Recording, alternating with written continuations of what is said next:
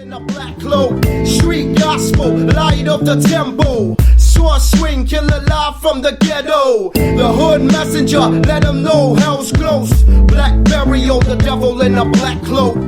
Yo, what is up? Welcome to the Street Gospel Podcast. I'm your host, Dave One. And this is episode number, what episode, Cam? Episode number 29. Yo. So if you caught episode number 28, it was with Mario Rocha, or I should say Dr. Mario Rocha. You know what I mean? I don't want to diss him a little bit, but an excellent podcast, man. A lot of dealing with mental health. Really good guy from the Riverside area. Appreciate him coming out. But we got to get down to the business here. But before we get down to the business, I want to thank everybody that's been subscribing, been listening, been viewing, been sharing. Be sure to share it, man. If you subscribed, I definitely appreciate that. We definitely appreciate that. You know, our whole team here. And if you can, just share it with a friend. If you hear an episode you really like, you think somebody might dig it, send it to them. Tell them to check it out. Had a really good week with that, man. Like, people I didn't know. One guy recognized me this week, which was a trip at the gym. Came up to me and said, "Don't you have a podcast? I seen you." And I was like blown away. I had another guy come up to me at church yesterday, and he goes, "I seen your podcast," and I was blown away. My buddy, I didn't even know he listened, but he listens to the podcast, and he was just blown away about a lot of the stories, especially one in particular, the Richard Rodriguez one, Felonious Favor. Definitely a good episode, but we appreciate you guys. Check us out if you can. Order a shirt, support the podcast. If you're interested in sponsoring the podcast, shoot us a DM on Instagram at Street Gospel Podcast. All right, enough with the commercials. We're going to get down to the business here. I got a guest here. And, you know, I always like to play a little intro music for my guest. You know, first of all, this guy right here, I mean, the reason why I wanted to have him on the podcast is because he always has a great attitude. Every time I've seen him, every time I talk to him, everybody that I know that knows him says this dude, I don't know what it is. His battery's always charged. He's just positive. He's like PMA totally. He's a dog lover. He's a master screen printer. And he's probably going to say, "No, I'm not." But when you've been doing something for, I mean, he's pushing 25 years of screen printing. I mean, before everybody started screen printing, I would say if you do anything for 25 years, you're definitely a master. I mean, this is a fact. He's a teacher. He goes to a lot of schools, teaches a lot of kids about things, spends his own time out there doing that, colleges, different places. He's a dog lover. I mean, him and his brother. I mean, they just love their dogs, man. It's just crazy. So we'll get into all that. But I want to welcome to the Street Gospel Podcast my friend, Jason Welsher. What's up, brother? What's up, Dave? It's been too long. Right? Too long. I mean, it's good to see you, man. Great to see you. I mean, you made it out here. I know it's a little bit of a haul for you. Basically, all worth it. Back to your old stomping grounds, right? Yes. In this area? Yes. I mean, San Bernardino native. San Bernardino, IE. I mean, not too many people make it out of San Bernardino, man. Hey, my folks still live out this way. Yeah. They still live in San Bernardino, and yeah, my brother's out in Redlands, and you know, I have a lot of love for the IE. Yeah, I definitely come out here often. The IE is not too shabby. I mean, the IE is, it has its rough parts like any area, you know, but it has a lot of nice parts, and there's a lot of interesting people, good and bad, interesting, right? Yeah. But it is, you know, it's a home for a lot of people, and it has its own vibe. Oh, right? Yeah, for sure. It has its own vibe. Sure. I mean, you were here for sure early on before all these houses started popping up, yes. Warehouses, industrial parks started popping up. I mean, what was, you know, San Bernardino, IE like in those days? I definitely remember it not being as hot as it is today because I mean, walking up to your house, I had full long sleeve and a hat on to block myself from the sun. Right. You know, although I wear sunblock, it's just not enough, you know. And growing up skateboarding each and every single day from the moment I woke to the day, you know, to the time I went to sleep, I skateboarded and I never wore sunblock. I never complained about the heat. I skated each and every day, just trying to do better than I was yesterday, you know. And I just, you know, it was dry. I remember the only thing, thinking back to that time, that when we could not skateboard is, other than the rain, is when it was really smoggy. Yeah. And you just, the smog filled your lungs and you just couldn't skate anymore. You just, I mean, you could barely breathe. Yeah. There's something about the IE, though, that traps the smog, right? Oh, for so the sure. smog gets blown from like LA, San Gabriel, gets caught up in right next to the mountains, and it just hovers there. It does. Right? And you could see it. Yeah. You can see it. Yeah. You could definitely see Unfortunately. it. Yeah. So it could be worse, but I mean, I think it's gotten better over the course of time. But yeah, that was the only time we had never skated, and you know, we were just shorts, t-shirt, and just go. So skating, I mean, to be a skater, man, I mean, I talked to Brian Sumner about this. I wasn't cut to be a skater. I tried.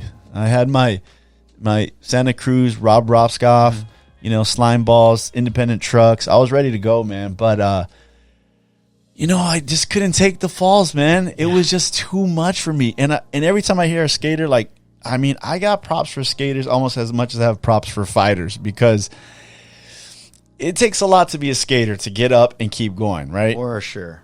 For sure. And have you seen, I mean, I watch skate videos to this day.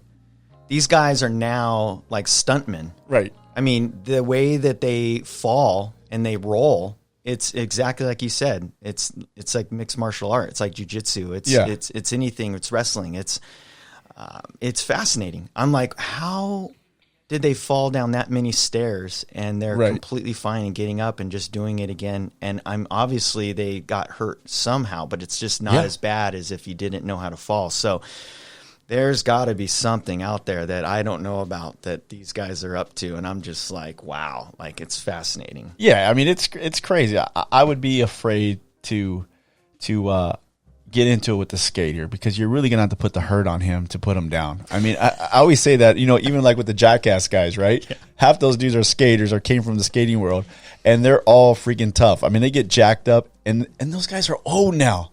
And I saw some previews for their new movie, and I'm like, yeah, right, a new movie. How are these guys in their mid-40s? I'm in my 40s, and they're still doing these stunts, still doing these things. I mean, they've got to have paid the price in their body.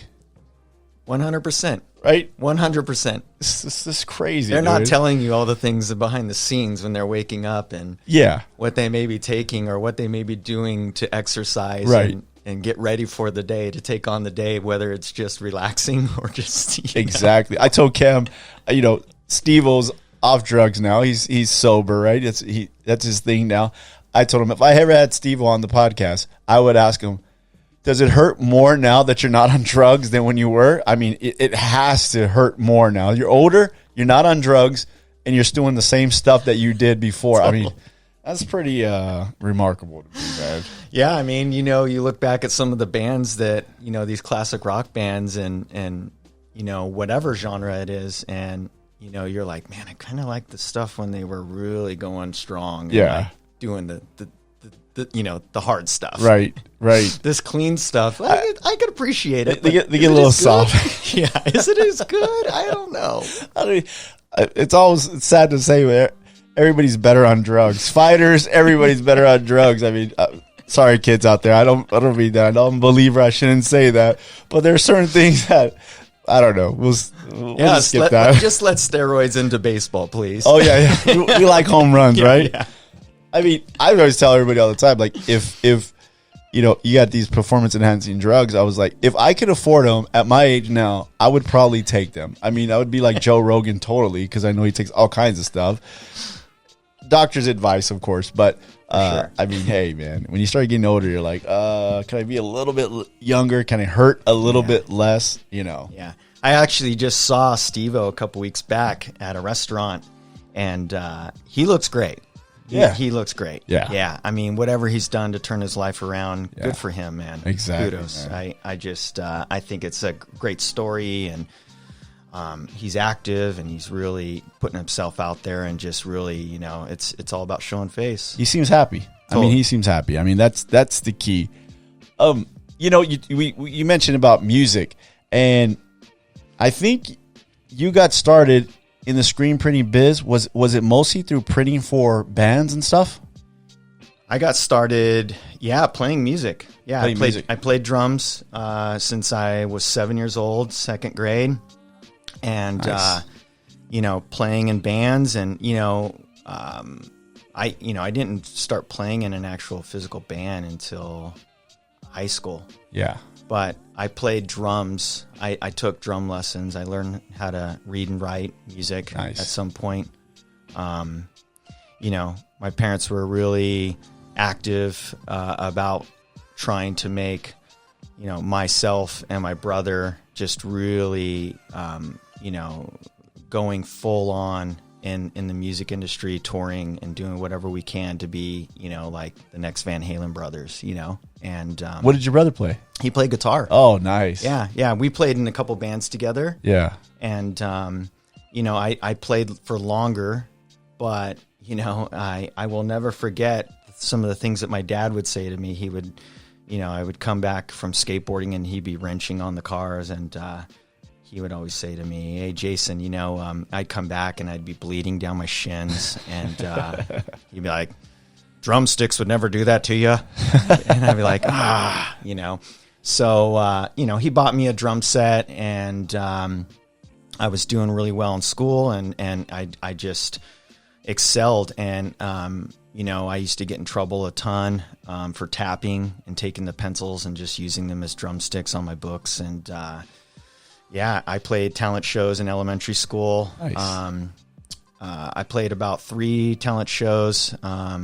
And then I think the older I got, I got carried away with the skateboard, and then I just tried to find the happy medium. And then it wasn't until I started meeting, you know, friends in high school that played instruments and that wanted to start, you know, a hardcore punk or metal band. That's when I started to really just dive in and just go strong. And I think it was the music, you know, that really just shaped me. And, you know, although I grew up listening to glam metal, classic rock. Is that because your parents listened to? Yeah. I trip out on that because, you know, usually the music gets passed down a little bit, right? So I remember my father listening to, you know, Stevie Wonder, and I hear songs on the radio, and I can remember that being played in the house. And it's funny because I'll go to Cam's room and he'll have Stevie Wonder album or something like that, and amazing. it just gets passed down, and it's such a cool feeling when you hear a song and you both could sing that song, and it's like your father's generation. You know what I mean? Totally. It's crazy. Well, the beauty about music is these are times that you're looking back and you can remember that. Yeah. And vice versa.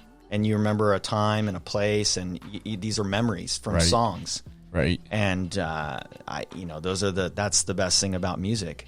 It's being taught, learning about a new band. Yeah. You know, and you know, when we were younger, that was our parents showing us those bands. You know, Exactly. You know, my dad just really, always was blasting the stereo as he was wrenching on a car. And I'm not talking stereo that was in the garage. I'm talking one that was in the living room, you know, and so everybody was listening to it. You know, it's at volume, you know, 100. It's with the old school house speakers that were like this tall, right? Yeah. We didn't have no Bose. We had speakers like this big in the house, dude. And if you had the little tweeters out and little, you know. You remember light boxes?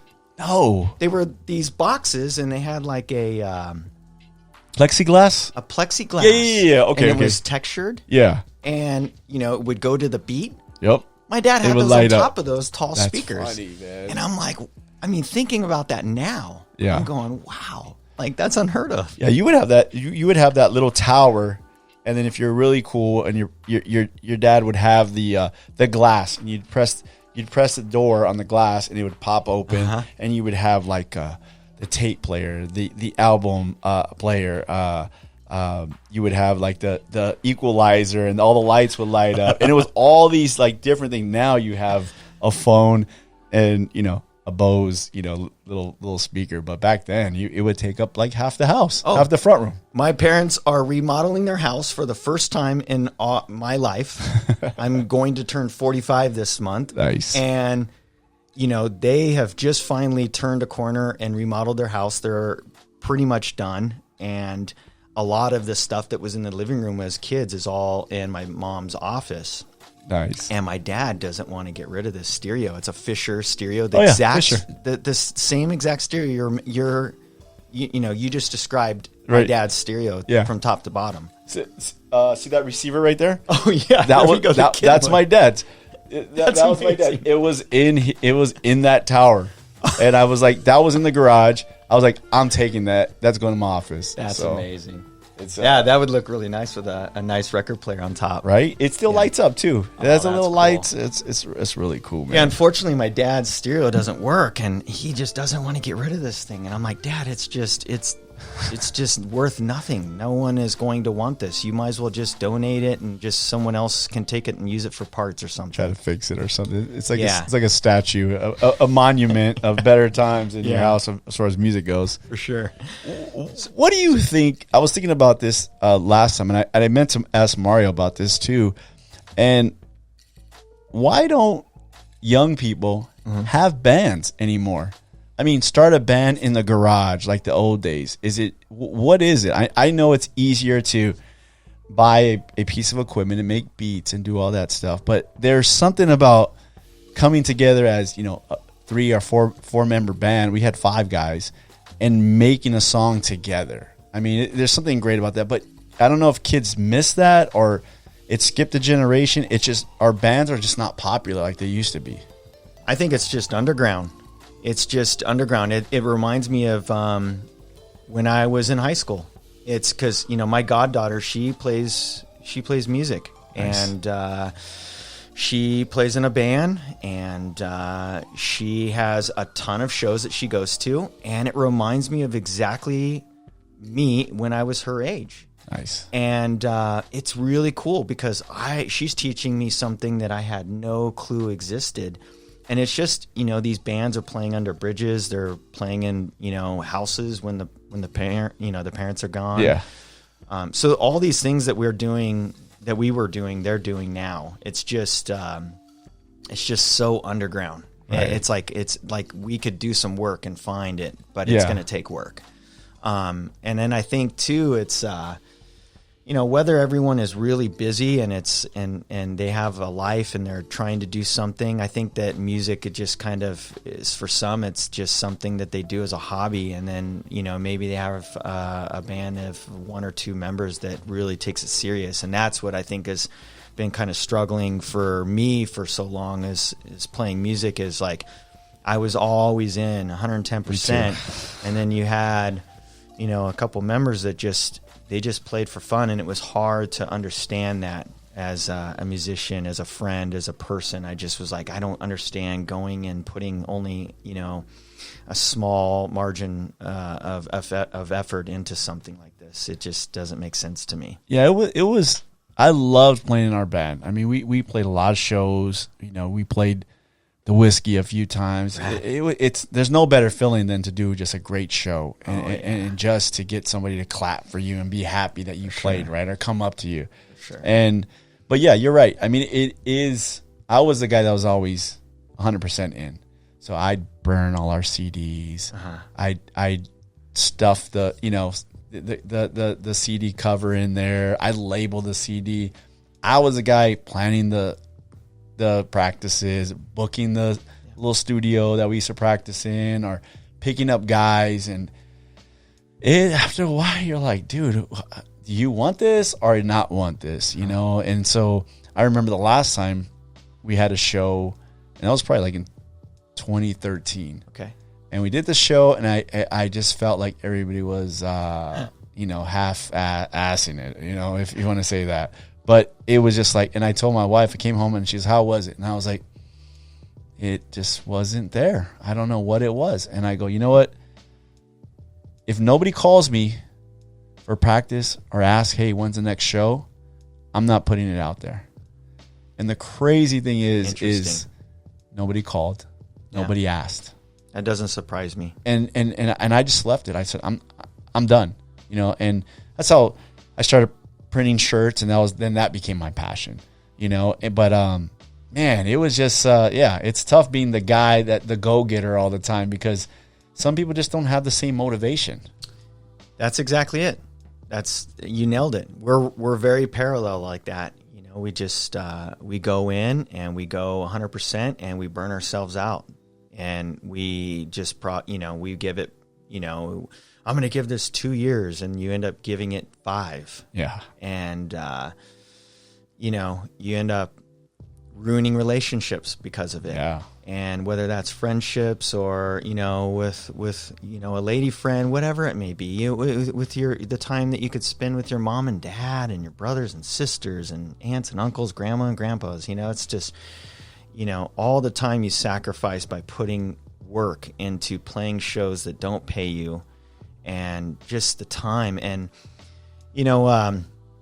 one of the things that I've been really struggling with is, so I'm in it's called Gentlemen's Supper Club. There's 11 people, 11 gentlemen in the club, and we've been doing this for 8 years now, and we eat somewhere new every single month. Nice. And we don't eat at a chain restaurant. We try to support smaller, independent-owned restaurants. It's always, before we leave supper that night, we find what the next date and where we're going to eat for the next month.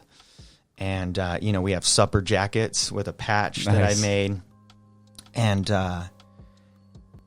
over the course of time, especially within this last year with COVID and just us, not being able to go out and eat, we were still doing Zoom meetings. Nice. And, I was still going, because I'm one of the founding members, myself and another gentleman named Ray, and which, by the way, has a podcast of his own. And, he and I just were like, let's go out and eat. And at that dinner, we discovered that, there's a ton of other guys that don't, people that we don't get to see often that we would love to see. And if we don't put something on the calendar and make it a thing, right, then it's never going to be a thing. So we started to continuously do this, and, it just built up. And then it was like, inviting other people. Hey, what do you think about this person? Hey, and then we would have them come as a guest. And if we really enjoyed their company, we'd be like, all right, yeah, they're in, right. let them in. We'll get them a jacket, get them a patch. It's like we're patching them in, Yeah. And, man, we've eaten at some amazing restaurants. We've had some amazing times. And the thing that I've struggled with the most is just when members just don't show up. Yeah. Because there's always going to be a solid 6, maybe 7, but there's just 3 or 4 people. And I just struggled for most of this year, just really going, man, what's the story? Are you in? Yeah. Are you in? Are you still into this? I know you have children. Couldn't this be like a nice, break?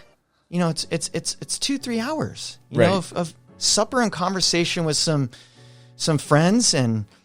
But I've had to really stop myself and say, Jason, you can't, just because you have the time and you don't have children and you are just, and you're committed. Doesn't mean that everybody is committed. Yeah. And it reminds me of a band. Yeah. It just reminds me exactly like a band. It's like some people, it's just a hobby. Some people have lives. This is just a thing that's in the background. And it's just, if it makes sense, it makes sense tonight. If it doesn't, no big deal. I'll wait till the next month. Right. Where, in 8 years, I've missed 6 suppers. Not bad. And 3 of those were probably because I was printing live in Coachella, at the festival. Right. And I was like, man, guys, come on, can we reschedule this? Come on, I'm going to be in the desert, Yeah. No, it's the only thing that makes the most sense for the most of the gentlemen, and it was just like, all right, well, cool. All right, I'll just take it, This will be, a it's, miss. It's like a blessing and a curse to be that way, right? For sure. Because when it goes good and you're organized and you're the guy and everybody shows up and it turns out great, right?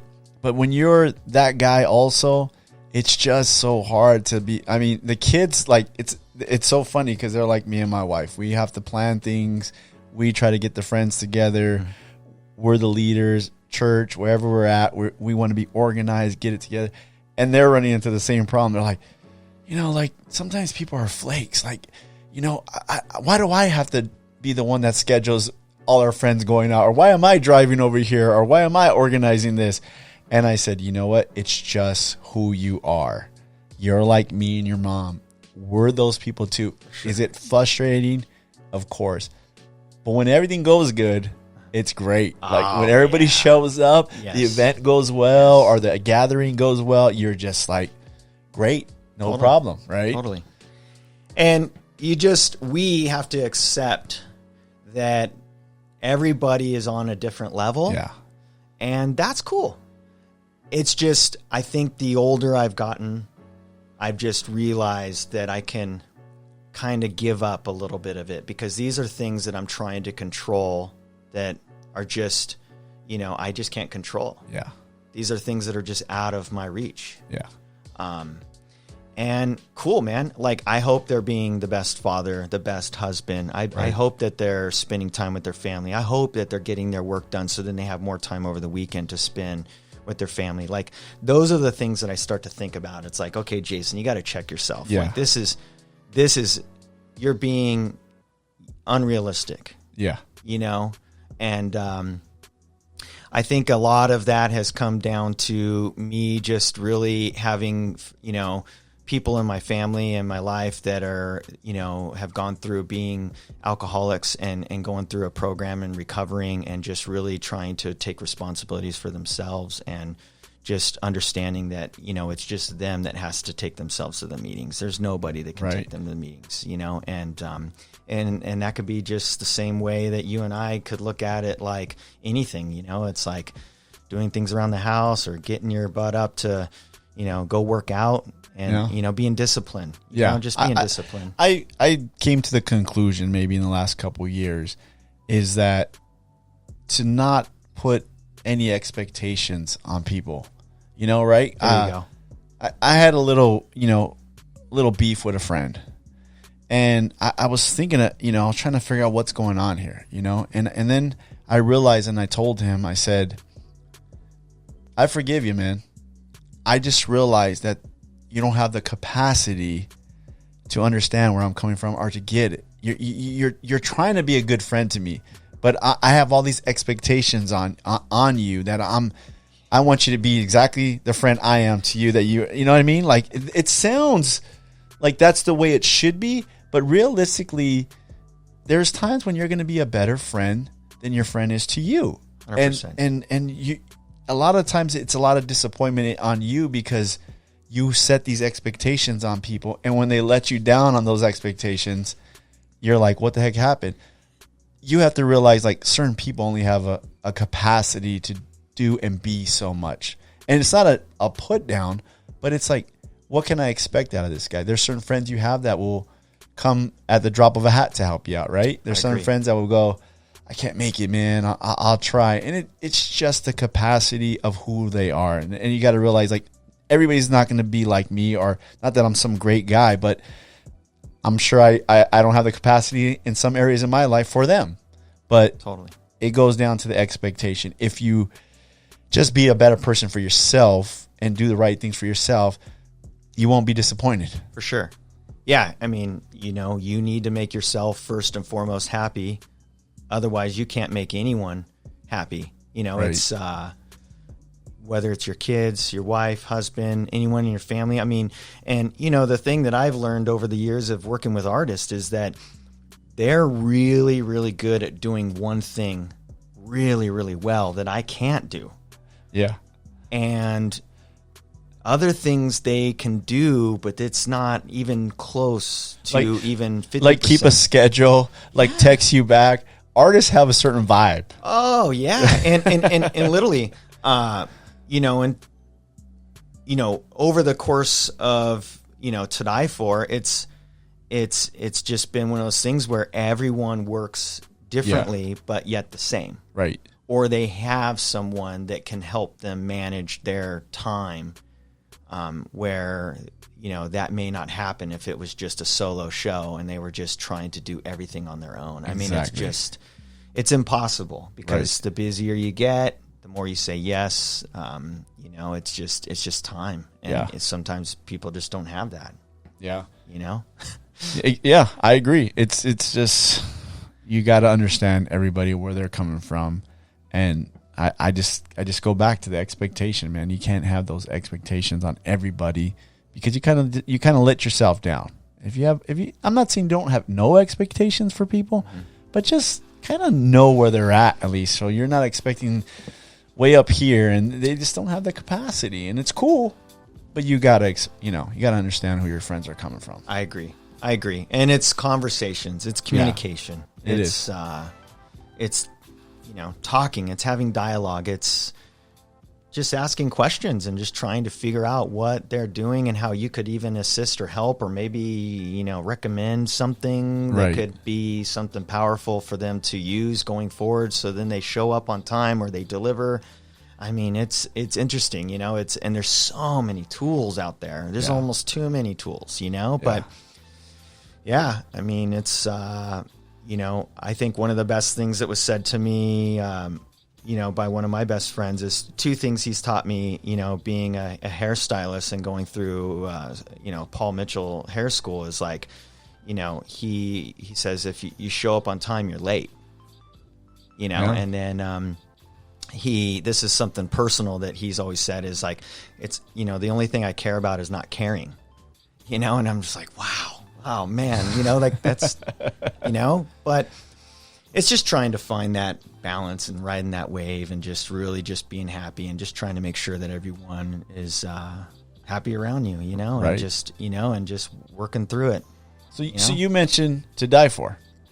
I didn't mention that in my intro. All good. Screwed up. All good. But you are the founder, or one of the founders, right? Correct. Of To Die For, which is one of the original street brands. And I mean, that's pretty crazy to think about, because the street brands are a dime a dozen right now. But To Die For, it really came out and was really like, I mean, you guys were in the punk scene and tattoo industry, and before the sell-ins and Famous Stars and Straps, To Die For was really right there in the mix early on. 100%. How did that start? Well, I started by playing in a band called Process. Right out of high school, I graduated in 95. I went to Guitar Center in San Bernardino, and there was an ad pinned on the wall, the bulletin board, and looking for drummer. Bands called Process, and I was like, what? This is a band I listen to. I have their 7-inch at home. That's crazy. I was like, wow, this is interesting. I'm going to call this. And so called up, talked to the singer, and they're like, yeah, we want to try you out. Great. We'll book a time, and, we'll find a place to rehearse. And I was like, hey, don't look any further. Just come to my house. Like, my parents are all good. We have AC. We'll move all the furniture in the living room aside, and we'll practice there. And I mean, my dad was all about it. He was like, no, you got to take advantage of this opportunity. And it even, cool. It said in there, it was like, upcoming tour, new album release. Nice. And, and I believe it was 97. I try out for the band. I make the band. It's all, the band had two founding members, that were maybe 10 years older than me, maybe 15. And, these guys were really, I mean, they've been in the, the music world and existed for quite some time. And, I was just blown away. I was like, here I am, I played in all these bands, nothing quite as big as this band, but here I am. I'm playing all the songs on this new record. Nice. Their former drummer had recorded all the drums, and he was really, really good. I mean, I had to practice and practice to get my chops up and be as good as this guy, because he's really technical. And this band Process, they were a little bit ahead of their time, even though they were associated with like the hardcore scene. I almost want to say that they were like more of a hard rock band. Oh, nice. And because the singer didn't really scream. He screamed at times, but it was mostly singing. And so I went and helped design this record, even though I didn't play on this record. And we rehearsed these songs, and we to prepare for an upcoming tour that we had in '97. They printed their own merchandise. And Egg, who was a singer, and his wife Judy, they lived up in Big Bear. And I drove up there, and they were printing T-shirts on the ground and in their living room. Whoa. And just one color, single sided. They bought a bunch of T-shirts at the 3 for $10 store in San Bernardino, and they are printing graphics, these large, oversized graphics, which I hadn't seen that on band merchandise before. And I was just like, what is this? And, we were printing, they had a Speedball kit. Speedball makes inks and small screens, like, kind of starter type stuff, and a lot of poster printers use Speedball ink because it air dries. And I was blown away. I was like, wow, I didn't know how this is how shirts were made. And so I was immediately just drawn to this. I asked to print. Then we were putting a towel over the ink and ironing over the top of the towel, because it would air dry, but you have to kind of set it into the actual fibers of the cotton of the T-shirt, Because you actually have that machine now at your, at your shop, right? Yeah, you just throw it through a conveyor dryer. belt? Yeah. Or a flash. Yeah. And, so I started printing it, and I started printing all the T-shirts and ironing them, and we were making more and more and more, and, literally we ran out on tour. Wow. But we didn't bring anything with us to screen print anymore. We were just like, well, that was it. That was all. And when I got home, I was like, that's immediately what I'm going to do. You just love that. That was it. Yeah, and at the time, I was working at Taco Bell. I was in the back I was washing dishes, anything to not be seen in the cash register. And I would clean up after hours. I'd lock up, and then I would clean. And we were a 24-hour Taco Bell, and I would wash dishes in the back, and I was super psyched. Wow. I was just they let me go on tour. The manager was like, hey man, I play guitar. As long as you play with me from time to time, I'll let you go on tour for a month and a half, 2 months. Nice. My parents are super supportive. Went out on the road. We played all of the United States. We hit some parts of Canada. Came home, and I was like, whatever I can do to not work at Taco Bell anymore. Like I need to screen print. I need to figure this out. And so I went to the Penny Saver at the time, and good old Penny Saver, man. That's how you bought used cars, right? And used offer things. Up before offer up. Yeah, for sure. Craigslist. Yeah, before Craigslist. Yeah, definitely. That was the Craigslist. Penny Saver. Yeah. So I looked in the Penny Saver, found a guy, and randomly enough, Big Bear, that was selling all his equipment that had just been sitting in a garage, and called up the number on there. And randomly enough, it was a guy that owned a record label that was within the same scene, like the hardcore scene. And Process was on Conversion Records, and this guy was, Mike Hartsfield was New Age Records, and they did a lot of work together. So I was like, this is so strange. I'm buying this guy's equipment, and it's just been sitting. And here it is. I'm in this band, and we're on a label, and they have this association. Right, it's same realm. What a trip. Yeah. So he drives it down on a trailer, drops it off. I bought everything for $500. I saved up money at Taco Bell, and I just my parents said, hey, listen, we have a 2-car garage. We'll move out 1 car, and that can be just all you. You can just take care of your parents. Sound like they were supportive as long as you were staying busy. 100%.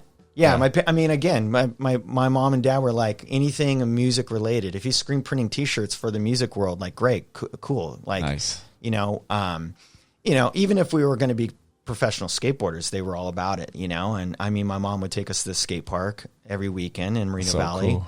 Upland, we'd go to the Badlands, Pipeline, and we would skate there all the time. And, it was just anything that we wanted to associate with, whether it was soccer, baseball, basketball, skateboarding, they were all about it. So, yeah, I mean, I think that why and how I'm here today doing what I'm doing is definitely is thanking my mom, my dad, and my brother. I mean, they definitely, if it wasn't for the three of them, and all the support from close friends and bandmates and just people that I've grown up with, I mean, definitely would not have came to fruition like it is today. But yeah, it's just I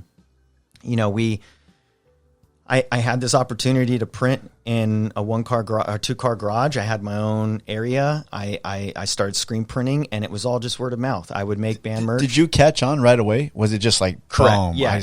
This is me. I got it. Well, I had to go and learn how to screen print because this was a next level type of stuff. I'm now having machines and things like that and lining up colors and doing multiple colors. I only knew how to do one single color. I could do one colors all day long, but people were starting to ask me for 2 and 3 colors. So I went and got a job at a screen printing place in San Bernardino that is still around to this day called Jerry's Screen Printing. Wow. And Jerry and her whole family ran the show. Her son basically ordered blanks, and they had an older lady named Carol that was the master screen printer, and she just taught me how to do everything. But it wasn't like overnight. I had to learn how to reclaim screens. I had to learn how to burn screens. I had to catch at the end of the dryer. I did all the dirty work before they would show me how to do a lot of this stuff. Right. And so that's really how I started to learn how to do multiple colors. And I was like, wow, like it has, one of their biggest accounts there was the Girl Scouts. So they did a ton of multicolor stuff, right? Tote bags, T-shirts, everything. Like everything you can name under the sun for the Girl Scouts. It's so crazy because I like the fact that you said, I got to get a job at a screen printing place so I can learn, right? I saw this documentary the other day. It's kind of the same story. So it's called The Donut King. Oh, yes. I just recently saw that. Okay. So the Donut King, he basically he works at a donut. What he does is he wants to start doing the donuts, right? He gets a job at Winchell's. He learns Winchell's whole method of everything, right? Then he buys his own donut shop, and he kind of puts that stuff into play. And then he ends up putting out basically Winchell's, right? Because they started racking up all these donut shops, and basically Winchell's was like, we're not going to make it. I mean, even Dunkin' Donuts kind of pulled back because this Cambodian guy, all these Cambodian families were buying these donut shops. He was buying them up, so then supplying them, which was crazy too, right? Correct. I mean, but it all started because he had the idea of, I'm going to go work at Winchell's. I'm going to learn how they do everything, and then I'm going to go buy my own shop. I mean, that's kind of what you did, dude. Totally. Crazy. I mean, I needed to know. I didn't know anyone that could show me. Screen printing was kind of an art form that not everyone and their brother was doing. Right. I know nothing. And this is before YouTube. I actually remember going to the Riverside Library and buying a book or checking out a book that had all these tools and methods and instructions of how to, do everything. I mean, to burning screens in my mom's sink. With dishes in the other side, it's just all those things. And then the sun and the right light and, and for the right amount of seconds and minutes and the emulsion and how many coats that you put on the screen so that you can get some really nice detail and halftones and, all those things that go into it. Not every screen came out. I burned screens time after time after time. And one day, I just was like, I got in a rhythm and I figured it out. And I wrote down all the notes and, I was like, I got to stick to this. This is it, and then comes the weather, the weather changes and all of a sudden it's like, oh, Jason, you thought you had it, but all of a sudden it's cold or it's hot. Now you got to, replan everything and how to do what you need to do. Right. But again, I just went back to the drawing board and wrote notes after notes, That's wild, man. But, I mean, that place, Jerry Screen Printing, they taught me a lot. they were very, very, willing to show me all the things that it took. And, they were just family owned. So it was really great. I felt like I was screen printing in my living room at my house, because they were just really sweet people and they just were good to me. And, that was more the reason I could quit Taco Bell and go work somewhere, and then quicker, to speed up the process of me being able to go and screen print on my own. And as I figured out how to make multiple colors, it started, just kind of snowballing. Like, bands would start to see merchandise and go, "Hey, where did you get that?" Or "How did that get made?" And then I would get calls on my phone at my house and "Hey, we want T-shirts. Who's this? Oh, it's Unbroken. Oh, what? Unbroken? Like what? This, I have their other, the entire catalog of records. Like wow, so cool. And I started printing for Face Down Records, a big Christian label. I remember them. I started doing all of their stuff. Jason and his wife are just the sweetest, and they're just so fun to work with, and they were growing. I was like, the numbers started getting bigger and bigger, and it was like, wow, can I keep up? And when the numbers grew, that's just when it made time. It made sense to be able to just say, okay, well, I can't work at Jerry's any longer. I got to do this. I got to figure this out. And so, how old were you at that time? I would say, 20 years old. Man, that's a young age to say I got to quit my job because this is rolling now. Yeah. I mean, but it wasn't until 2000 when I went and got a business license. And getting a business license and, how all that happened was, as I was growing and I had all these bands and I was printing and it was, the bands were coming in and it was all referrals and the bands were bigger. They're growing, they're touring, they're doing all the things that they're doing. I managed to land the, Paul Frank account. Nice. And, so I printed all of their accessories. And at the time, Paul Frank's accessories were like the most, that was the biggest, hottest item. They were profiting left and right from all their accessories. I mean, it was all sewn in Santa Ana and, printed in Costa Mesa. Wow. And they were like, hey, look, if you need some space to screen print, we have a warehouse that's just materials. And if you want to push some of the materials aside and use some of that space to screen print our stuff, we'd be stoked to have you. And went in there, and the owners at the time, John and Ryan and Paul himself, they were like, yeah, no big deal. We'll push some stuff around. We'll send some guys down there and we'll make room for you guys. And you guys can start printing all your band merch and then Paul Frank stuff when you guys can. And that's really, the Paul Frank was like our bread and butter, man. All that vinyl and smelling of the inks. And this stuff was toxic. It was like nobody wanted to print this stuff. Only overseas was getting this stuff done. But Paul was so, dead set on it has to be American made. It has to be made here. We have to be able to turn these orders faster. The demand is just skyrocketing. If we're going to keep up with these orders we're writing at the trade shows, we got to be able to find someone local. Did you ever get nervous? When you land that, did you ever get a nervous, but excited, but nervous? Oh, I hope I can do this. Or were you confident in, we'll make it happen one way or another? There was times where if there was challenges and it was something that was kind of outside my comfort zone, that definitely made me nervous. I was really like, oh, wow. And these are the things that would keep me up at night. To this day, sometimes I would just wake up out of nowhere at 3 a.m. and I'm like, well, I'm not going to go back to bed. I'm just going to stay up because I'm just up. Right. Like the hamster's running in its wheel. That's upstairs. Me with every podcast. We record today. Uh-huh. I'll wake up tomorrow morning. I won't hear it back, but I'll wake up at 3 a.m. and I'll go, is that podcast good?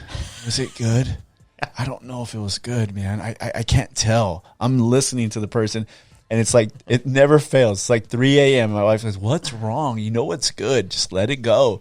And I'm like, I got to hear it. No, I don't want to hear it. I got to hear it. I don't want to hear it. That's hilarious. Yeah, man. I get that. Yeah, it's you want to put out your best work. You want to grow. You want to keep doing better and bigger things than you did yesterday. And, it's just this is how you grow it, Yeah. So, the only thing that I never was able to print, I printed the samples, but I didn't print the production, and that was all the stuff that they collaborated with Sanrio. So even the production that came back that was made overseas, screen printed overseas. It looked nothing like the samples that we did. It just didn't have the same look and feel. That worse quality? Terrible. Yeah. Yeah. Real flat. So Colors. Sanrio is Hello Kitty Kitty and all that stuff, right? Okay. Yeah. I know because my daughter. Just FYI out there. Yeah, so that was the only thing. But we printed a lot of collaborations with, John Deere, Elvis.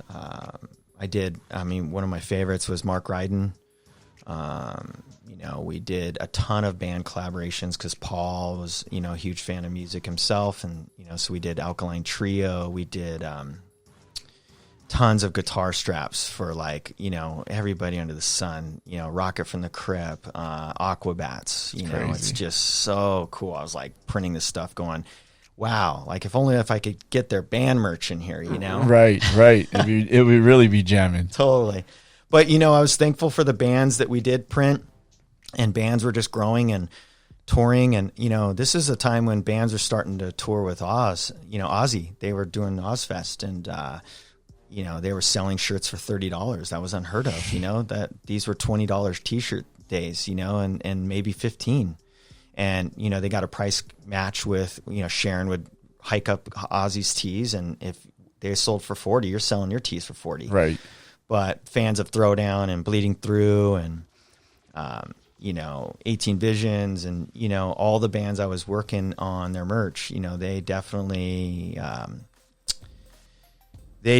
just, it was good for their career. They had to go out there and do that, and their fans would show up, but they would just wait till they played a local gig in order to buy some new merch. Merch is what kept a lot of those bands alive in those days, right? For them to go to the next city, they would have to because Ozfest was a pay-to-play. Record labels had to pay to get on that, and then bands had to be on tour buses. So there would be 2 bands per tour bus with a trailer that was full of band equipment for both bands. That's insane. And these bands are growing. They're trying to look bigger and better on their stage. They're bringing full stacks now. They're sharing equipment. And at that time, these bands weren't getting paid. So, if they break down on tour, or they're paying their bus driver,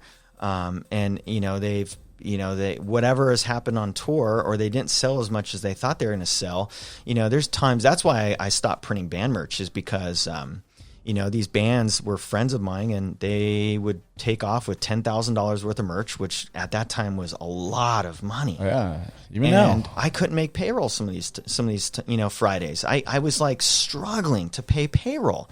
And then Paul Frank and any other surf or skate or lifestyle brand that I was printing for, I printed stuff for Ruka. Like Conan and Pat would show up on Friday and be like, hey, BJ Penn's fighting tomorrow night on the card in Vegas.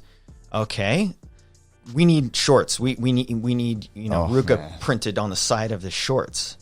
And I'm like, okay. And I would be the guy that stays up and prints on a Friday, and then calls Conan and Pat to come down and pick up their stuff, and then they would take it to a sewer and sew it, and then drive it to Vegas for him to wear in the octagon. And this is before I was into the UFC. I'm into it like heavily now. Yeah. But this is before those days. And I now looking back and going, dude, I printed shorts for Tito Ortiz. I printed shorts for BJ Penn. These are legends. These are legends ahead of their time. I'm a huge BJ Penn fan, and it's like, oh my God, if I only knew now what then, it's like, but a lot of these bigger accounts, they had me on net 30, net 60. And, I'm like, I printed a pair of shorts, all I'm asking is for $100, or sometimes $50 just so I could pay myself, right? Because I'm paying all my employees before I'm paying myself and or my brother, Yeah. And there was some times, but we made it happen. We worked it out. We never had to take any loans or do anything that would put us in jeopardy. We were always just trying to just make ends meet with what we had. And if we couldn't buy something, it didn't make sense because we didn't have it in the account. We just didn't buy it. Right. And it's just how smart business. Yeah.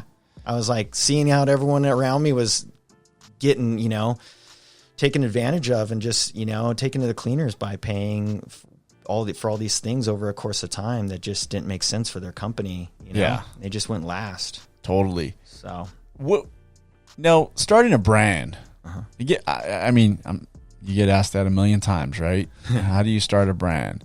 It's a lot different now. I actually think it's easier, but harder. Harder because there's so much competition. Easier because you don't have to go to a library and look up, something, or you can Google it. You can ask. You can follow another brand online. There's so many resources to start a brand. But I always feel like to start a brand now, it's like you can be. I've seen brands and be like, oh, that's a cool shirt, and I'll click on it, and I'm like, I've never heard of this brand, and they'll have 800,000 followers, and they're doing well, right? And I'm like, I've never heard of this brand, but they're legit. They're doing good. So I always think to start a brand now is easier in some ways, but a lot harder in some ways. Yeah, you nailed it. There's just so much out there. It's hard to really stick out in the weeds. And I will say this time and time again when I speak to some of the colleges and high schools, it's everyone can design a t-shirt. Is it good design? Because we need good designs. Yeah. There's a lot of really terrible designs out there. Is that the key? I think it's starting a brand, knowing who your customer is, right, and putting good designs out there. Yeah. I see what I call just wasted cotton out there. It's just so many people just kind of taking advantage of, their following and just putting something out just for the sake of putting it out. Right. And I just think I've always listened to my own recommendation, and that is, it's quality over quantity. Yeah. You just need to put out really good stuff that is just well produced, well designed, just well thought out.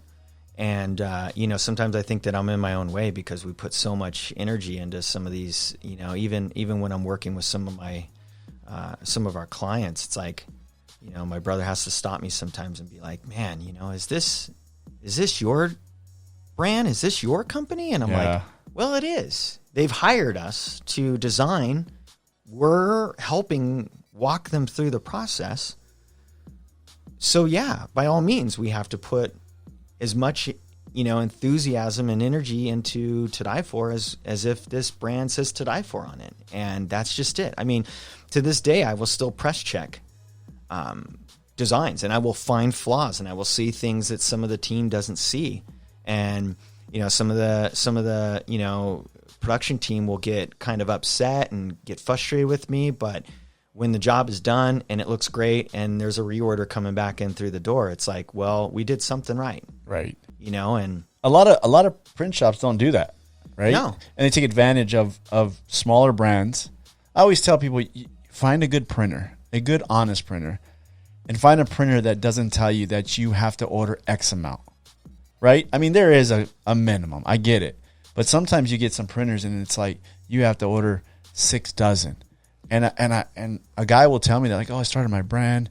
He said I have to order 6 dozen shirts. And I'm like, man, bro, are you confident that you can get rid of those and not just your family members? Correct. Are you sure? And because I always tell them that's the main thing for me is when they ask me, hey, how did you start Save Your Brand or whatever? And I always say, well, it was like this, but it was a different time. There's a million brands now, but I would say find a great printer that can work with you, and then find a printer that doesn't have a high minimum order, so it doesn't put you behind the 8 ball right away. Correct. I was telling a client this morning, he makes one of a kind surfboards. It's called metric surfboards. And, I was saying that, let's do 24, pieces of one design. Let's consistently keep continuing to put your brand out there. These are walking business cards. They're walking advertisements. In time, you're going to make 48, and in time, you're going to be making 96. Yeah. And it's going to take time. It's going to take 3 orders. It's going to take 4 orders. But let's start small. I don't want you to bite off more than you can chew. I want you to place an order that you feel really good about, that you can pay me, and but we're going to put a lot into emphasis into the brand. We're going to brand it. We're going to make it look like it's an actual. Because you got to be all in, right? 100%. And this is why I say good design. Right. It's there's a lot of garbage out there that are just printed on just garbage blanks, and some of the brands I see today, I'm just like, really. And it's crazy because you spend almost as much money for that whack design than you would for a good, maybe even just a basic design, but it's sharp, it's clean, it's good. You're spending the same amount of time, same amount of money, and it's like even if you spend a little bit more or put a little bit more time into it, it's going to benefit you so much greater than just throw it on a shirt and then we'll sell it. I agree. It's quality over quantity. It's doing the research. It's finding the right brands. It's trying out brands, that have great customer service and ship on time and get you the product when they say they're going to ship it. And, although we have not been perfect angels at doing all of this, in time, I've just learned, I got to be better. I got to be better than I was. The last release, it lagged. And, we got to make it up to the customer. We got to, refund them all their money, but still ship the product. We just got to put as much emphasis into keeping that customer happy and coming back to us.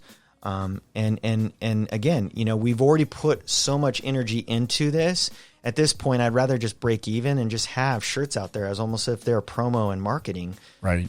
To be able to come back and say that, somebody saw this tee or somebody recognized a name and now knows something that they didn't know yesterday. Yeah. That's what branding is, right? It's people want to identify. I still wear the same brands that I've worn since I was a kid. And that's Levi's and Vans. Yeah. I've always worn those 2 brands. They've always put a lot of, into their product. It's lasted. And I just become a super fan of those brands, and I will always support. They go with everything. Totally.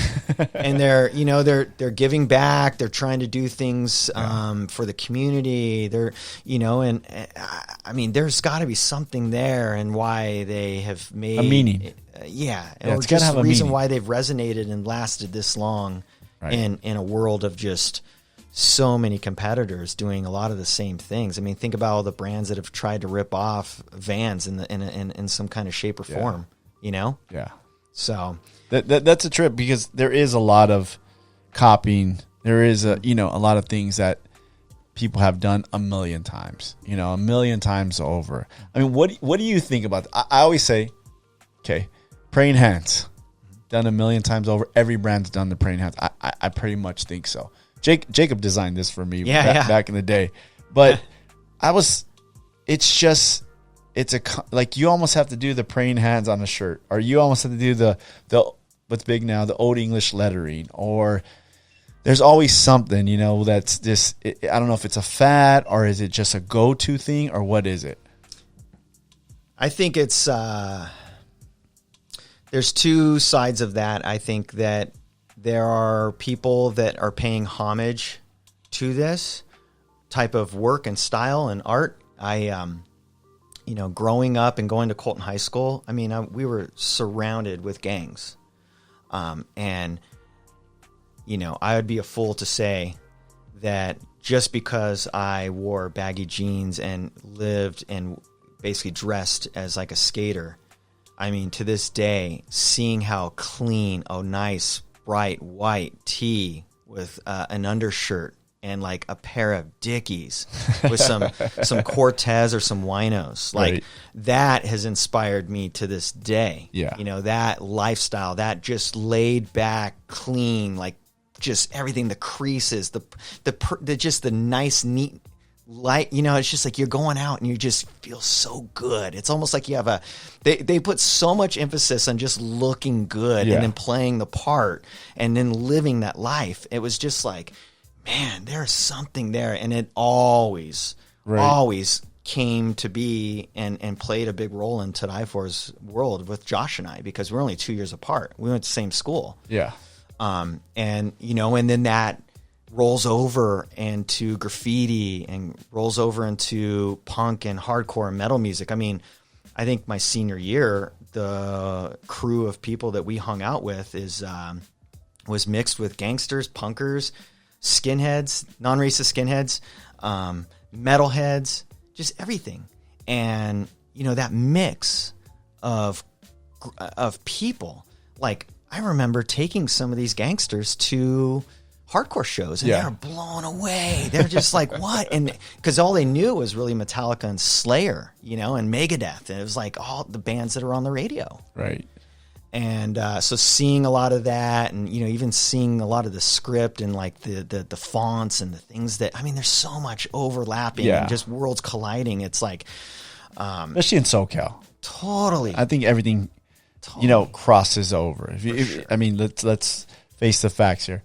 You know, you look at like Suicidal Tendencies. I mean, great example. Gangster, punk, all you know, white dudes, Hispanic dudes together, playing together, all this stuff, and they're just, you know, it's just intertwined there. Yeah. I think the first time I saw them, I was like, "Is this a Cholo band? What is this?" You know what I mean? But it's a culture that I think. Yeah, you're right. I believe it's a culture that kind of blends these different styles. I mean, this could be on a white dude, you know, this could be on Jacob, you know, white guy that loves punk rock, you know what I mean? And this could also be on the back of some Cholo dude that just got out the joint. Correct. So, and I think when they're paying homage to the artwork and the style, everyone's doing it a different way. Yeah.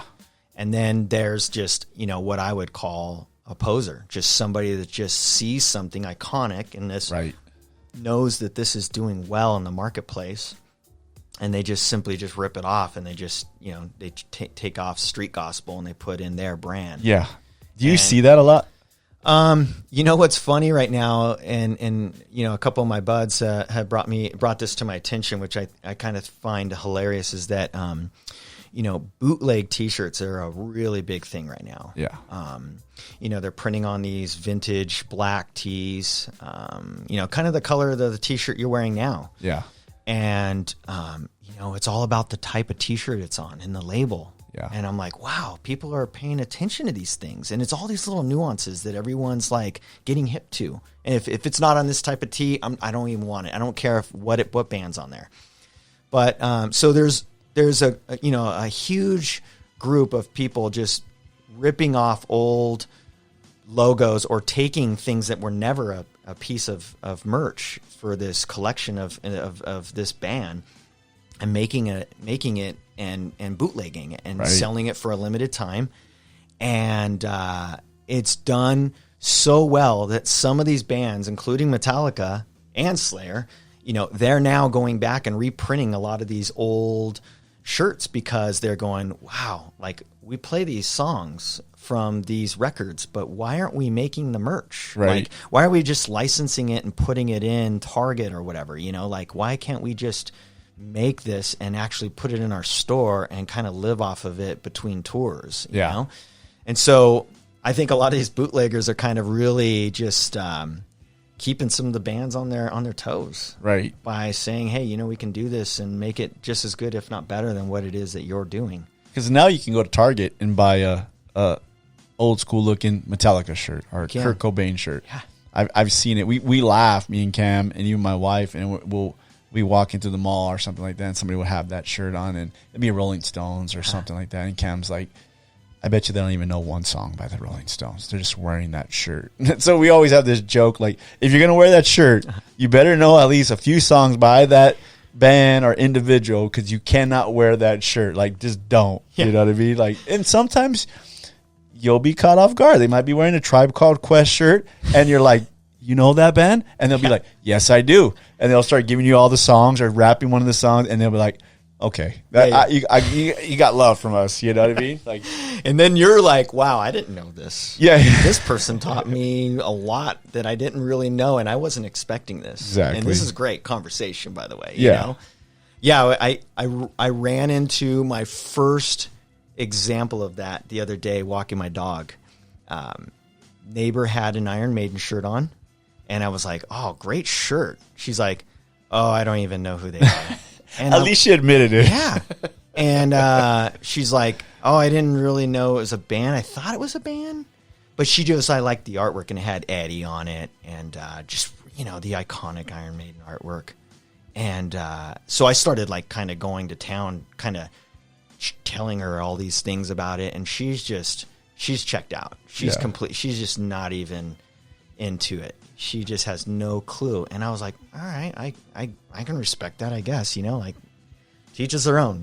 Cool. You bought a shirt because of the graphic. This one lady at church was telling us a story about that, and she has young adult children, and they were in the house, so she was going to choir practice, needed to grab a shirt. She grabbed a shirt. She saw it was Tupac, but she just grabbed it from her kid. Oh, okay, Tupac. I'm just going to throw it on. So she's in choir practice, and the choir leader, which was the pastor, is keeps looking at her, and she's looking at down at her shirt, and she's like, "It's Tupac. I just threw it on." She finally realized it was Tupac flipping off, and she's in the choir, and they're like, "What the heck?" She's like, "I was so embarrassed." I was like, "Yeah." Hey, when you're on the go, you're on the go. She just grabbed a shirt from her kid's drawer and just like Tupac shirt it is. Right. I was just like, man, so funny, dude. But poor lady. I know. I was like, oh my God. I was like, I never would do that. But you gotta look at what you're wearing, right? You never know. Yeah, I mean, these iconic bands and iconic designs and graphics that are on T-shirts these days. I mean, some of these bands and brands are just really just going, great. Like, we're just going to ride this wave. I mean, right. Santa Cruz and Thrasher Magazine are like great exampes of that right now. Those are really, really trending. And I mean, they were huge back in the day, and it just came back around, and it's just like, I mean, you said you had a Rob Roscoff. Skateboard. It's like no one knows who Rob is that wears a Santa Cruz shirt. I mean, I would say probably 9 out of 10 people do not know what that is. Yeah. It's like, oh man. True skater, I can tell them I had the graffiti Rob Scott board, and they're like, oh, I love that board. Like, it was always something great. So iconic, man. Yeah. All the old Santa Cruz graphics. So cool, man. Wow. It's like I wish I could collect and just fill walls in my house of those boards. So how did you come up with the name To Die For? Where did that come about? We initially started the brand. Well, I started calling it Die Trying was the first name, and we used the crown like we use today for To Die For, and I put it on the back of all the merch that I would design for bands.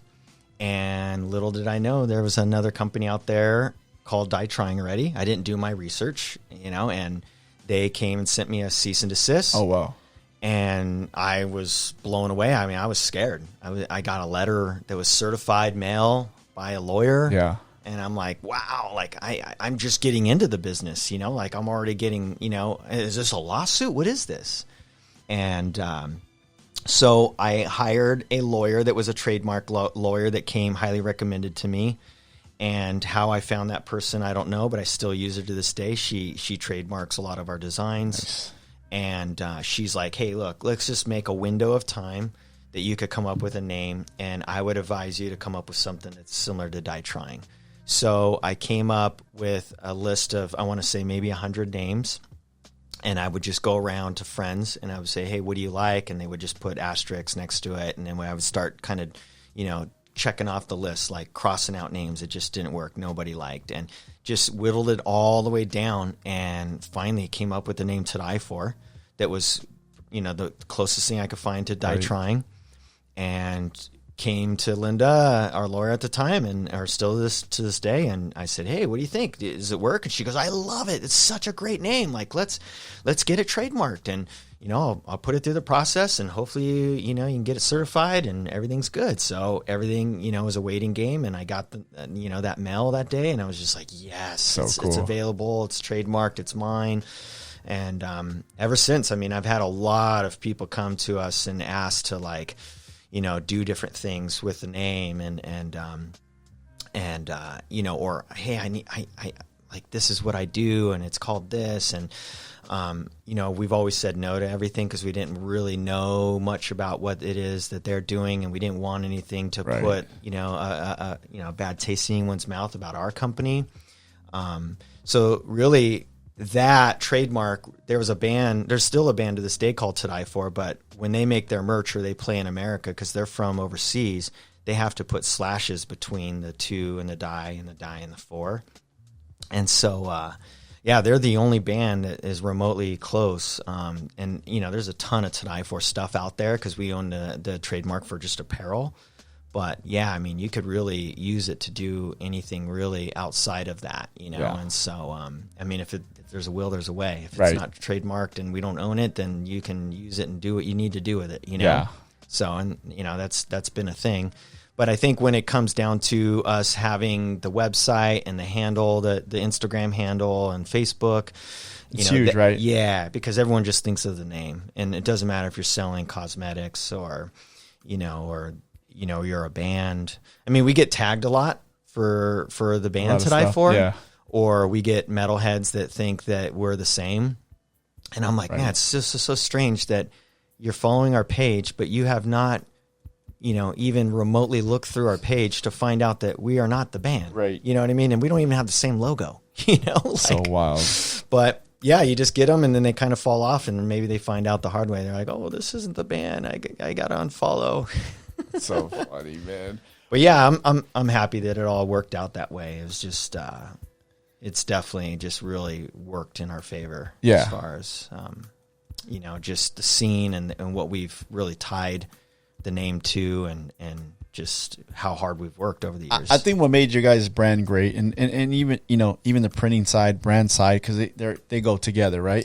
It makes all the sense. I always tell everybody, the guys that have the brands that have in-house designers are artists, right? Mm-hmm. And then have the printing together. I mean, that is like eliminates a big headache. It does, and it also creates headaches.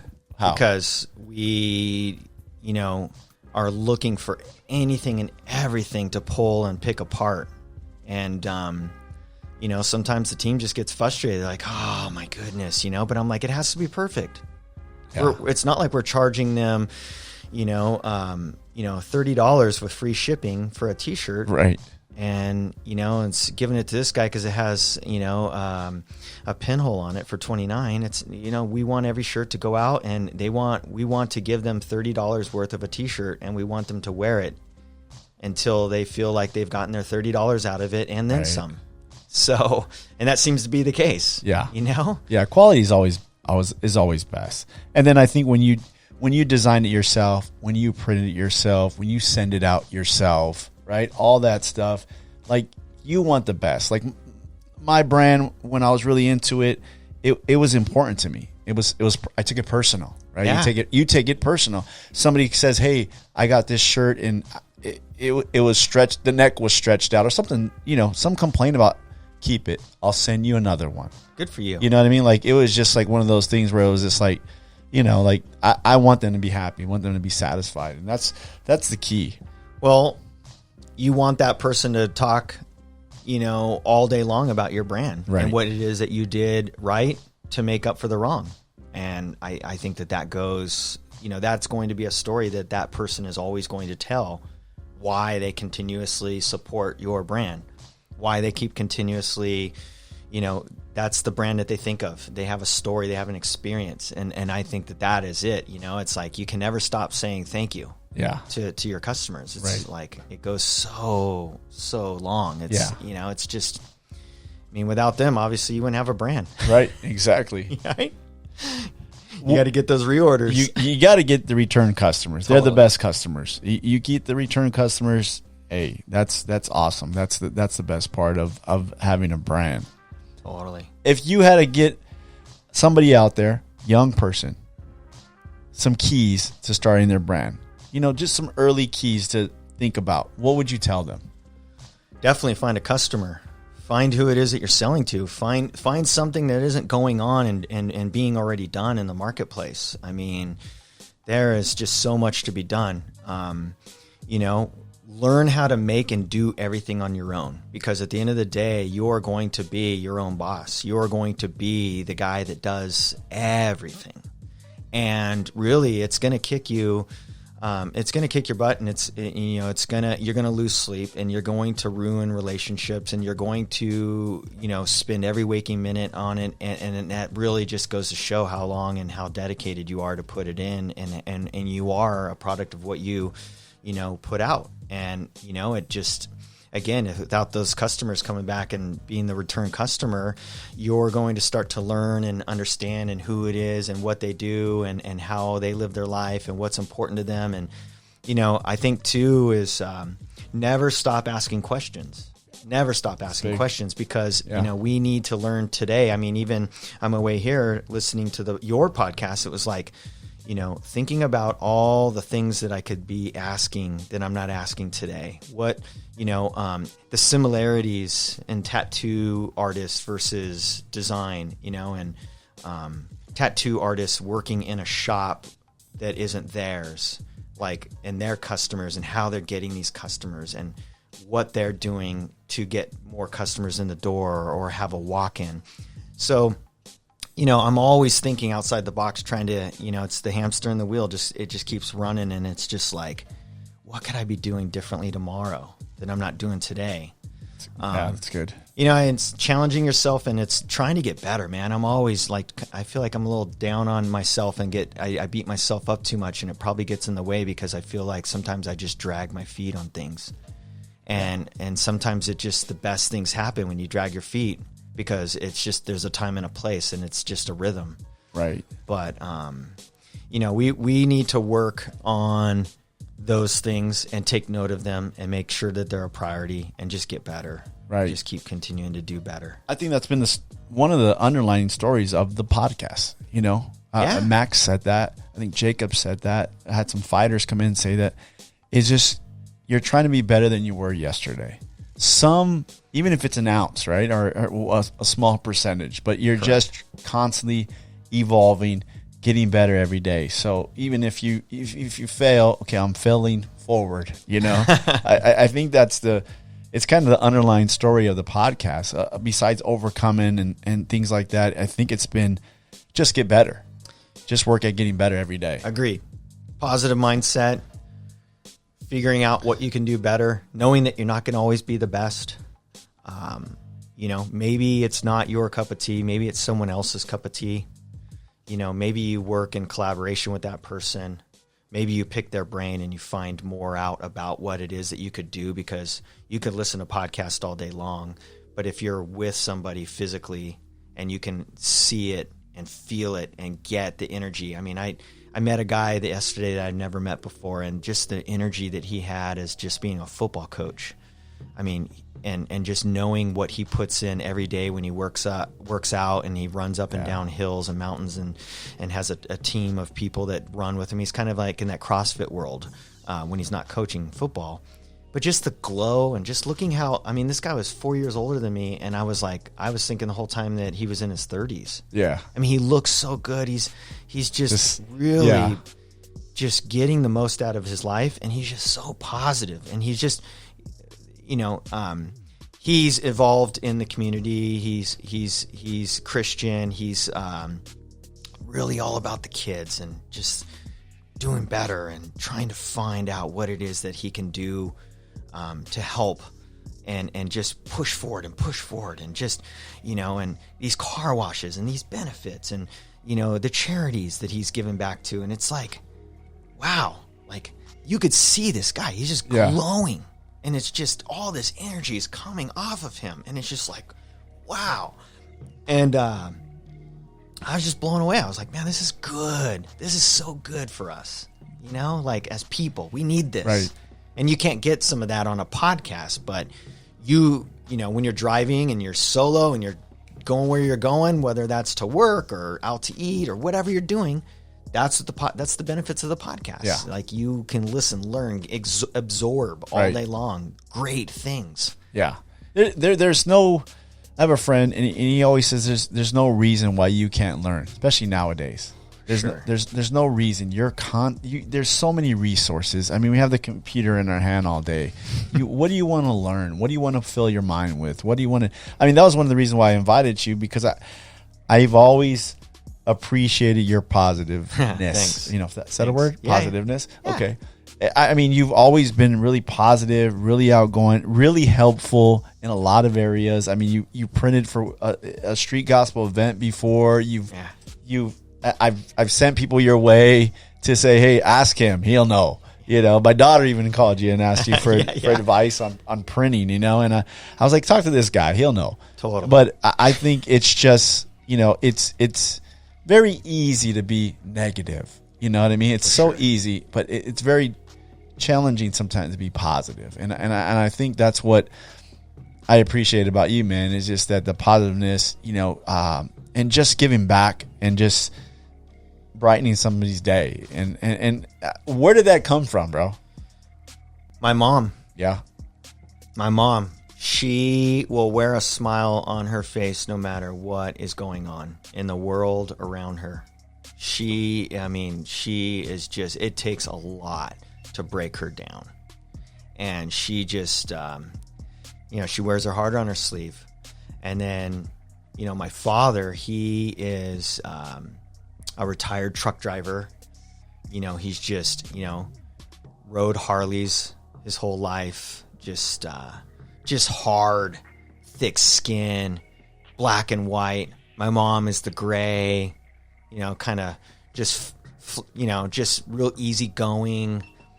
And they just balance each other out. And I think that balance of seeing those things with my mom and my dad has just has been very, very inspiring for me. And it's definitely just lessons to just, you know, learn each and every day. So good. I think mentors, parents, teachers, when you have those good influences in your life, and if you don't have those influences, you find them, right? I mean, find them. They're out there. I mean, but when you have those things, it's such a benefit for you. You just learn from those things. I mean, you mentioned Jerry, right, in the shop, and how much impact that little shop had on you. I think about people that have impacted my life, and I called. We celebrated 25 years a couple years ago, me and my wife, and I called the guy that just helped me out as a teenager. He was in my wedding. He paid for our little honeymoon to Solvang. And I said, dude, I know it's been a long time, but I really appreciate what you did for me as a youth. And I appreciate what you did for me. You were in my wedding, and you paid for a honeymoon that I probably couldn't have paid for myself. There's no way. And you sent us off, dude. And it's just those little things that make the long impression and impact in somebody's life. And I think if we all live that way, it would be great. Just make some little impacts here and there, and you don't know where it's going to grow to, right? I mean, Jerry didn't know that you were going to be this guy, master printer, and she's probably like, hey, I don't even. We just hired him. He's a great kid. And look at now. Well, it's because I brought in my shirts and I showed her, like, this is what I'm doing already without your help. Like, right. This is I want to be better at this, you know, and. It reminds me of a lot of the stories that you're having on, you know, as guests, is people showing up and they have something in hand. Right. It's not only a resume, it's like a piece of work. And it's like, man, I've already built this. I've worked on this. Like, you know, and you know, I'm not going to say that every single day is a positive day in my life. You know, there's some of those days that are just Debbie Downers, and you just, you almost got to just chalk it up as a loss, and you got to figure out what it is that you can do better and how you can do better. Yeah. And, you know, I could get very, very black and white and very just set in my ways because I don't understand certain things that are just kind of fast forward, or I don't understand what it is that people get out of something. And I think a lot of that sometimes could come from just the negative tones and the things that I'm thinking about in the background because I'm maybe jealous about something. And yeah, I'm aware of it. Can I be better? Can I do better? That's key. Can I think it through and just feel this out and apologize to this person or for being so black and white and just like kind of going all in about something that they're passionate and all in about that I'm not, and I just don't understand it because maybe I'm set in my ways, you know. And, you know, I don't want to be like that. You know, it's, you know, we're trying to constantly teach our parents how to be better and learn these things, you know, technology or whatever it may be that just frustrates them so much. And I'm like, man, I can't be like that. You know, I can't be that guy that just, throws the hard drive, you know, in the backyard and calls it a day and gives up. You know, I got to get better. I got to ask questions. I got to just, you know, turn it around. I think you nailed it with awareness, right? Being aware of our actions, being aware of our thoughts, and then correcting those things. Obviously, we're not going to be perfect every day, but having some sort of awareness of where we're at, what we're thinking about, what we're saying, how we reacted to something, and then going back. And if we messed up, we messed up. I'm gonna own up to it. I'm gonna say that I was wrong. Good call. Right. Good call. Yeah, I mean, how often are we checking ourselves and got to? Hey, I did wrong. This is what I did wrong, and this is how I'm gonna make it different tomorrow. Right. I'm you know, I was way off. You know, I'm a human, and I need to be better. So you good, know, man. Teach me, please, teach me. You know? So that's it. So good. All right, thanks, Jason, man. We got one more thing though that we do here. Okay, and it's the Furious 5. I know you heard the podcast, so you know that the Furious 5 is like a staple of the podcast. It is. So I have 5 questions here for you, man. Ooh. And I think they're... Is this why you needed me to come 15 minutes later? Yeah. Even though I was early, I was like, oh, maybe he's ready. Maybe he's not. I don't know. I was ready. I think my wife was straightening up a little bit still. Good. Then I love it. I think I had to throw on some clothes. But anyway. Oh, yeah. You said you worked later than expected and you were getting home and you needed... Yeah. So, yeah. Now thinking back. Right. So, Furious 5. Question number 1. All right. Favorite band of all time? Favorite band of all time? Favorite band of all time is Cave-In. Cave-In. Never heard of them. Yeah. They are a band from Boston, Massachusetts. Been around for a long time. Kind of like hardcore metallic type sound. Over the years, they have kind of played a little bit, you know, more of like a rock. Kind of remind me of classic rock in a way. Just really talented human beings. I mean, that they're just the sound. It's kind of space rock in a way. Dope. And over the course of the years, as they put out more, I just become a bigger fan, and I'm already a huge fan. So, yeah, Cave-In, and that's where that "Who Inspires You" quote for To Die For comes from. Nice, because that's one of their songs. It's called "Inspire." All right, so Cave-In, favorite band. All right, question number 2 on the Furious 5.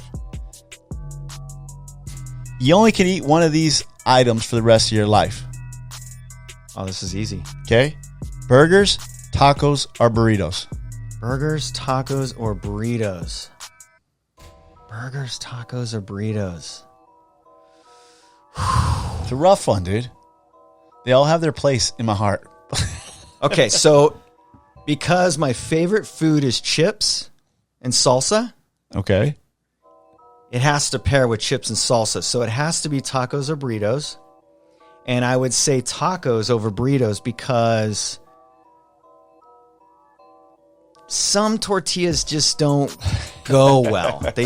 Everything inside tastes so great, but the tortilla just ruins it, where you can't go wrong with a corn tortilla. What a great observation. Corn shell. You know, it's like the crisp, the sound. Like, right. I mean, you're like kind of essentially eating a chip. Right. You know, and I mean, again, tacos. Tacos. I think most people pick tacos. It's a close second, burgers. But yeah, most people do pick tacos. Yeah, chips and salsa guy all day long. Number 3, master printer. Who was your favorite person to ever print for, or band, or whoever? Just the favorite people you ever printed for. Whew. That is a question. Just a great experience, just fun, just anytime you wouldn't mind printing for them. Wow. Paid on time. Wow. Oh, wow. That is a tough question. Man, there's so many amazing clients over the years.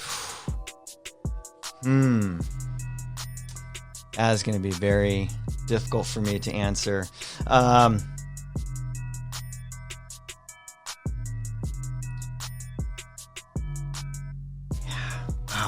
It's furious, man. You're making it delirious 5. I am. Oh, wow. Yeah, I cannot think of something that's my favorite. There's so multiple. many great. When you've been in the game for almost 30 years. Yeah, we're coming up on 25. Right? I mean, it probably is hard. I can tell you that, I have favorite shirt vendors that I use that I really love. I mean, AS Color, however you want to pronounce it, is one of my favorite. Spectra, I love those guys. They're great people. And that's a really loaded question. I have so many great clients that are just amazing, have challenged me and been amazing, and then just really appreciated the work and what we did and how far we went into it. That's good. All right, then we'll jump to question number 4 on Maybe the Furious 5. Maybe it comes to me. Text me. Your biggest regret in life. Biggest regret in life. Working with family. Really? Yeah. Working with family. Tough. Definitely. That is the number one thing I will always tell college and high school students. Never work with someone you love or you're going to marry. At the end of the day, it's just not the same when there's money involved. Yeah. It's just not. Right.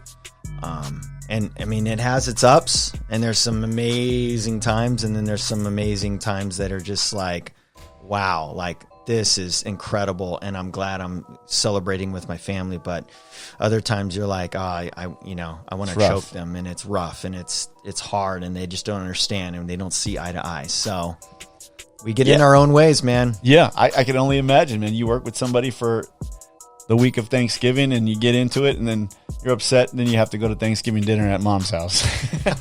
Right? It's got to be bad. Totally. Number 5. Any goals you have that you set, some short-term goal that you have set in the near past or anything like that you just shooting for right now? Definitely working on my health and just exercising, and just really my lower back is destroyed from just hunching over and picking up things incorrectly, and I need to be better about just really working on my back. I got to be disciplined. And the word discipline, I said it earlier, I just need to be disciplined overall. Like sometimes I get really lazy, and I lean on things that I think, and I take it for granted, and I think that it's just going to be easy, and I'm going to get I'm going to get this done, and and then it ends up being, 2 months, 3 months, 4 months later, and you're just like, wow, I never touched this, I never did this, I never worked on this, I didn't follow through like I said I was, Yeah. So taking care of your health is key, man. It is. By the way, I came up with one of many, many customers that I really enjoyed working with over the years. I don't work with them any longer, but Indecision Records, Dave Mandel, one-man show, put out a lot of amazing records over the years. He basically, put a lot of the bands in Orange County and LA on the map, gave them an opportunity, a chance, and he would always bring his merch in to me. I was his go-to guy. So dope. And so me being that go-to and being able to print some of the bands that I was already printing their tour merch, but now I'm printing the actual merch that was on their website and in their catalog and being, and for sale. Like, he was always easygoing. He showed up with a check in hand.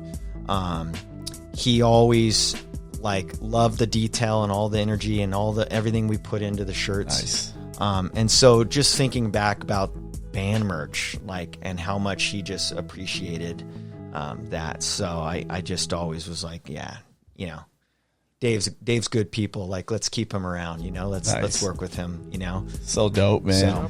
Hey, man, I want to tell you, thanks for coming out. Hey, thanks for having me, man. This has been a blast. It's been fun, By the way, I was thinking about some of the things that I want to say before we call this a day.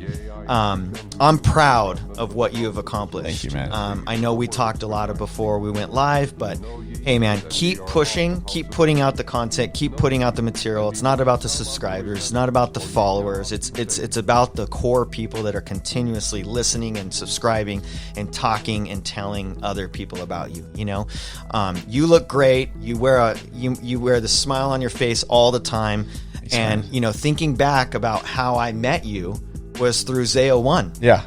And talk about positive. I mean, him and his family and his life. I mean, he has made all of that. Him and his wife have just made the most beautiful family, and they are just constantly putting the good energy out there into the world. And that's how I met you. Yeah. And got intertwined in this world and got, you know, invited to be on the podcast, which I'm super appreciative. And you know, the podcast with Max and, you know, Zayo and Jacob and, you know, all these. I mean, you've had some great podcasts. So keep continuing to push. And if I can lend a hand or refer anybody to the podcast, like, I'm all ears, man. You know I'm going to take that call. So I appreciate it, man. You're welcome. You're welcome. Thank you, man. Thank you. Yo, that'll conclude this episode of the Street Gospel Podcast with Jason Welsher. Check him out on Instagram, Jason Welsher. Check out their brand, To Die For, all on Instagram. Definitely you can look them up. Man, what a great podcast. What a great company.